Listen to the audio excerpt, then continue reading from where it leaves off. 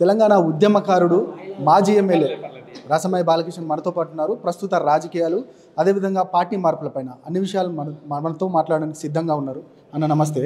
ప్రధానంగా చెప్పండి, కడియం శ్రీహరి ప్రధానమైన ఆరోపణలు చేశారు, దీన్ని ఎట్లా చూస్తారు? కడియం శ్రీహరి మొదటి నుంచి కూడా అవకాశవాది. ఎందుకంటే ప్రజలందరూ కూడా తెలంగాణను కోరుకున్నప్పుడు కూడా ఆయన తెలంగాణకు అడ్డు తగులుతున్నటువంటి, తెలంగాణను వ్యతిరేకించినటువంటి ఆంధ్ర పార్టీ చంద్రబాబు పార్టీలో ఉన్నాడు. ఆయనకు ఆ రక్తమే ఉంటుంది తప్ప తెలంగాణ రక్తం ఉండదు.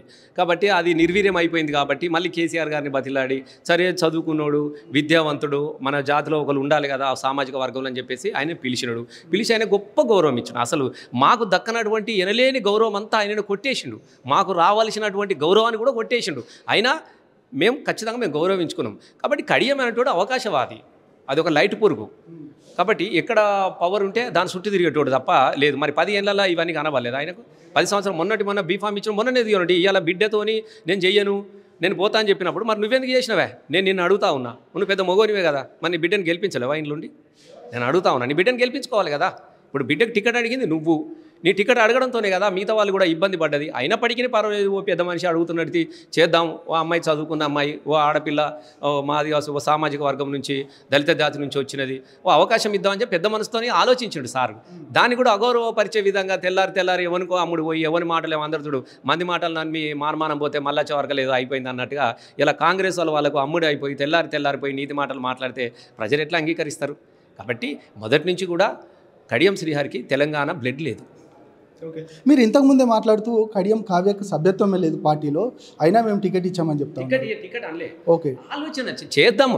ఇప్పుడు 4 అప్లికేషన్లు పెట్టుకున్నప్పుడు సరే అమ్మాయి కదా ఓ అవకాశం ఇద్దామని చెప్పిండు తప్ప ఆమెకు సభ్యత్వం ఇచ్చిండు, ఆమె తెలంగాణ చేసిన ఇక్కడ ఏం కదా, నీకు ఏమైనా టికెట్ ఇచ్చిందా, బీఫామ్ వచ్చిందా మీ చేతికి? అది కాదు కదా. వాళ్ళు ఊహించుకున్నాడు, వచ్చింది, సరేనా నా బిడ్డకి ఇమ్మన్నాడు, ఆలోచిద్దామని చెప్పిండు, వచ్చింది, బ్రోకే ఇచ్చినది, మళ్ళీ నేను ఇయ్యనని పోయినది. దీనిలో ఏమున్నది?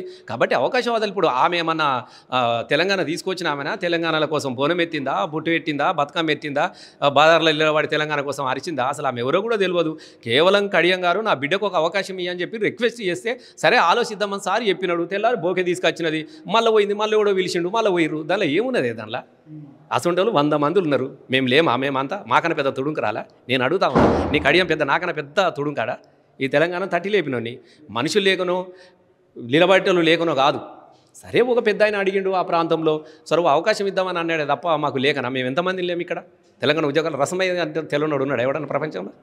నేనేమంటున్నా అంటే ఆయన ఆలోచన తప్పు. నువ్వు పోతే పో, కానీ నీకు అన్నం పెట్టి నీకు జీవితాన్ని ఇచ్చినటువంటి పార్టీ మీద నిందలేమనేది తన మీద తానే ఉమ్ముకున్నట్టుగా. ఆకాశం మీద ఉమ్మితే ఏమవుతుంది? తన మీదనే పడుతుంది. ఇలా కడియం గారి కూడా అట్లనే తన మీదనే వాడు ఉమ్మేసుకుంటుండు, తన ముఖం మీద తనే ఉమ్మేసుకుంటుండు. ఇక కేశవరావు మాట్లాడుతూ అసలు తెలంగాణ ఉద్యమంలో పాట లేదు, ఇక ఉద్యమం లేదు, ఏది లేదు, తెలంగాణ ఇచ్చింది మేమే అంటూ ప్రధానంగా కాంగ్రెస్ పార్టీ అంటూ ఆయన కేశవరావు నేను ఒక వ్యాఖ్యలు చేశారు. దీన్ని ఎట్లా చూస్తారు? ఇప్పుడు దయ్యాలు వేదాలు చదివితే ఎట్లా ఉంటుంది? కేకే గారు వచ్చి పాట లేదనగానే పాట లేకుండా పోతా అదే తెలంగాణలో? పాట అనేది ఒక తూట.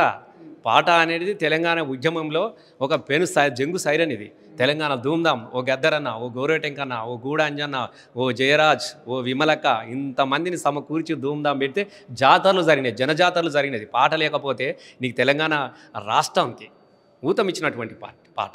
తెలంగాణలో ఇప్పుడు మరి పాటలే లేదా అనుకుంటాడు, మళ్ళీ జాతీయ గీతం అమ్మ జయ జయ తెలంగాణ ఎట్లా పెట్టుకుంటున్నారు? కాబట్టి ఏమనంటే మతి మరిపించి మాట్లాడు, ఓర్వలేక మాట్లాడు, ఈ చరిత్రకు అంతా నేనే అని చెప్పుకునే ప్రయత్నమే తప్ప చరిత్రను ఎవ్వడు కూడా తుడిపేయలేడు. ప్రజల నుంచి వచ్చిన చరిత్రను ఎవడు కూడా తుడిపేయలేడు.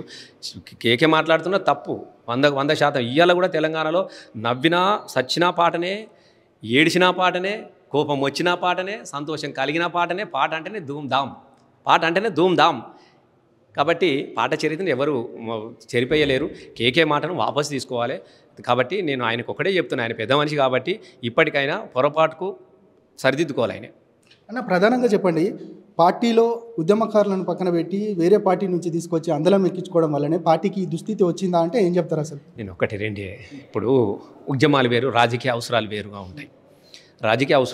ఉంటాయి. అనేక కోణాలు ఉంటాయి ఒక రాజకీయ పార్టీకి.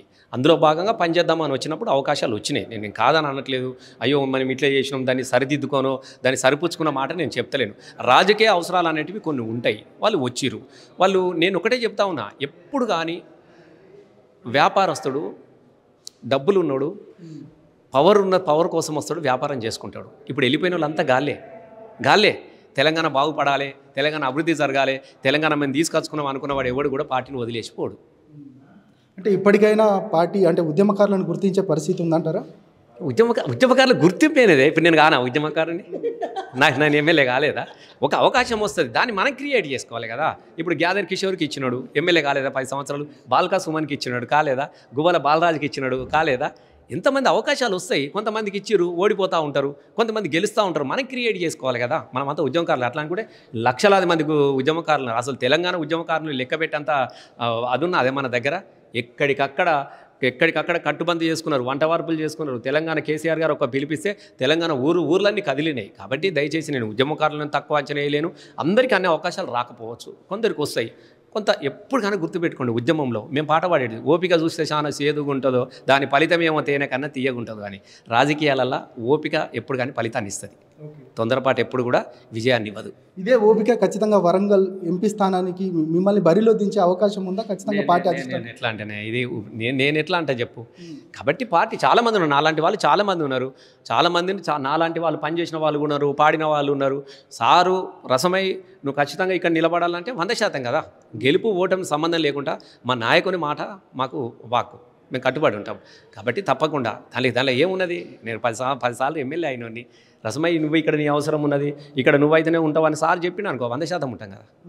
అట్లా అంతే. ఇక మాదిగలకు బీఆర్ఎస్ పార్టీ అన్యాయం చేసింది. ఖచ్చితంగా ఇప్పుడు మాదిగలంతా కూడా బీజేపీ పార్టీకే ఓటేయండి అంటూ కూడా మందకృష్ణ మాదిగ ఒక పిలుపునిచ్చారు. దీన్ని ఎట్లా చూస్తారు అసలు? మందకృష్ణ మాదిగ కూడా రాజకీయ మాటలు మాట్లాడద్దు, రాజకీయ వాగ్దానాలు. ఇప్పుడు అలుముకున్నోడు మరి పార్లమెంట్కు మహిళా రిజర్వేషన్ మీద పార్లమెంట్లో బిల్లు తీర్మానం చేయించినప్పుడు మాదిగలది కూడా ఎందుకు పెట్టలేదు వర్గీకరణ అని నేను సూటిగా అడుగుతున్నా. నిజంగానే మాదిగల వర్గీకరణ జరగాలని చెప్పేసి బీజేపీ కోరుకుంటే ఎందుకు బిల్లు పాస్ చేయించలేదని నేను అడుగుతున్నా. చేయాలి కదా. కాబట్టి మందకృష్ణ అన్న మాట కూడా అవి నీటి మూటలు అయిపోయినాయి. ఇప్పుడు ఎవరు నమ్మట్లేదు మందకృష్ణ అన్న కూడా ఎటు అవకాశం వస్తే అటే మాట్లాడు. గతంలో కాంగ్రెస్ దగ్గర పోయిండు, వీళ్ళతో మాట్లాడి సరే నేను ఆయన మాదిగ ఉద్యమాన్ని, మాదిగ జాతి వర్గీకరణ జరగాలనే ఆయన లక్ష్యాన్ని నేను తప్పు పట్టట్లేను, ఆయనను కూడా నేను నిందించలేను. కానీ అవసరాల రాజకీయాలు అనేది మాదిగలను వాడుకోవద్దు అని చెప్తా ఉన్నాను నేను. నిజంగానే మాదిగలకు ఖచ్చితంగా వర్గీకరణ జరిగే బిల్లే కనుక నువ్వు అందులో పెట్టేది ఉంటే నేనే మాట్లాడతా 100%. నేను కూడా చెప్తా నీలాగానే. మరి ఏది ఇక్కడ కేసీఆర్ గారు ఉన్నప్పుడు మన అసెంబ్లీలో తీర్మానం చేసి పంపించినాం మేము వర్గీకరణ గురించి. మరి ఏది దాన్ని ఎందుకు పెట్టలేదు? కాబట్టి రాజకీయాల పార్టీల వివిధ అవసరాల మీద ఇక నేను వాటి గురించి చర్చ పెట్టదలుచుకోలే. కానీ అది మందకృష్ణ మాదిగన్నను కూడా ఇలా చెప్పంగానే నమ్మే పరిస్థితులు మాదిగలు కూడా లేరు. ఎందుకంటే మాదిగలకు ఇలా కూడా సీటీఎలే మరి మాట్లాడతలేడు. కాంగ్రెస్ గురించి ఒక మాట మాట్లాడతలేడు, ఎందుకు మాట్లాడద్దు? మాట్లాడాలి కదా. మందకృష్ణ మాట్లాడాలి కదా. మాదిగ జాతికి అన్యాయం జరుగుతుందా, మూడింటి మాలోకి ఇచ్చుకున్నావు, మరి ఏంది మా సంగతి ఏంది, మా వాళ్ళ సంగతి ఏందని. సరే ఏ పార్టీ వాడని కానీ మా వాళ్ళ సంగతి ఏందని అయితే మాట్లాడాలి కదా. నువ్వు మాదిగ జాతి ప్రయోజనాన్ని కోరుకుంటే మరి ఎందుకు అడుగుతలేడు? కాబట్టి తప్పకుండా మాదిగలు కూడా చదువుకున్న వాళ్ళు ఉన్నారు, ఆలోచన చేస్తుర్రు.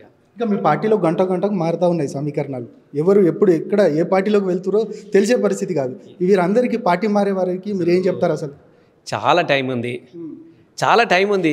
ఏం మార్పులు ఉన్నాయి ఇప్పుడు? ఏమున్నాయి అంతా ఇది కేవలం ఇప్పుడు అంతా అప్లికేషన్లు తీసుకుని కానీ ఉన్నది. మీరే ఆగమాగం అవుతారు, వీళ్ళ అని ఏమీ జరగట్లేదు. సార్కు మంచి క్లారిటీ ఉన్నది. ఇంకా చాలా సమయం ఉన్నది. ఇంకా మన 3వ విడతల జరిగే ఎలక్షన్ కాబట్టి ఇంకా సమయం ఉన్నది. దాని గురించి పార్టీ ఆలోచిస్తూ ఉన్నది, సమీక్షించుకుంటున్నది. ఎవరిని ఎక్కడ పెట్టుకోవాలి, ఎవరి ద్వారా మనకు మంచి జరుగుతుంది అనే ఆలోచన పార్టీ చేస్తున్నది కదా. Thank you.